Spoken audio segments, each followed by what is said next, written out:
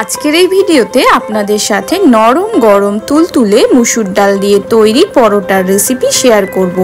সকালে টিফিন কিংবা বিকেলের নাস্তায় এই পরোটা খুব সহজে বানিয়ে উপভোগ করতে পারবেন। আশা করি রেসিপিটি ভালো লাগবে। রেসিপি ভালো লাগলে চ্যানেল সাবস্ক্রাইব করে পাশে থাকবেন। চলুন তাহলে ভিডিও শুরু করি। পিনাজ হেসেলে আপনাদের সবাইকে স্বাগত জানাই।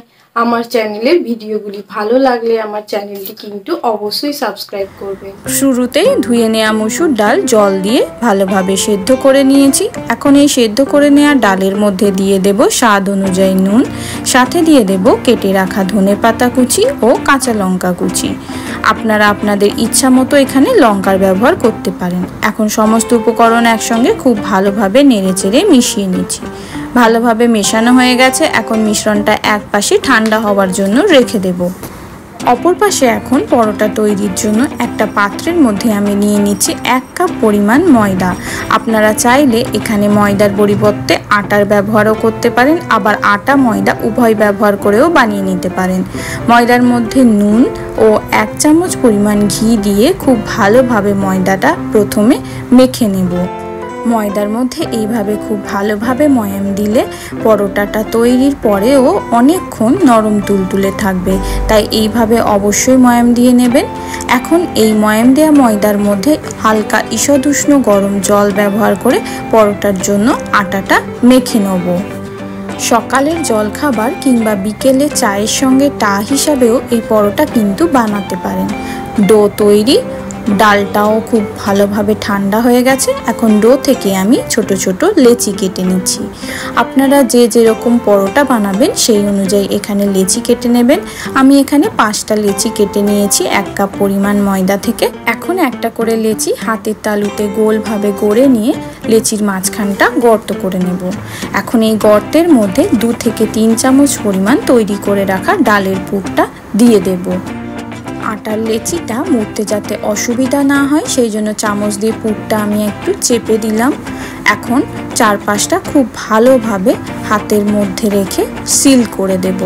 এই কাজটা কিন্তু খুব ভালোভাবে করতে হবে, না হলে কিন্তু বেলার সময় পুরটা বাইরে বেরিয়ে আসার সম্ভাবনা থাকবে। এই একই পদ্ধতিতে বাকি সমস্ত লেচির মধ্যেও আমি ডালের পুরটা ভরে নেব। এক্ষেত্রে বলে রাখি, বেঁচে যাওয়া পুর আপনারা কিন্তু ভর্তা হিসাবেও ব্যবহার করতে পারেন। সমস্ত লেচি ডালের পুর ভরে তৈরি। এখন এক একটা লেচি নিয়ে অল্প একটু ময়দা ছড়িয়ে আমি লেচিগুলো গোল পরোটার আকারে বেলে নিচ্ছি। এই পরোটা কিন্তু খুব বেশি মোটাভাবে বেললে হবে না, হালকা হাতে একেবারে পাতলা করে বেলে নিতে হবে। দেখুন আমি এখানে একেবারে পাতলা করে বেলে নিয়েছি।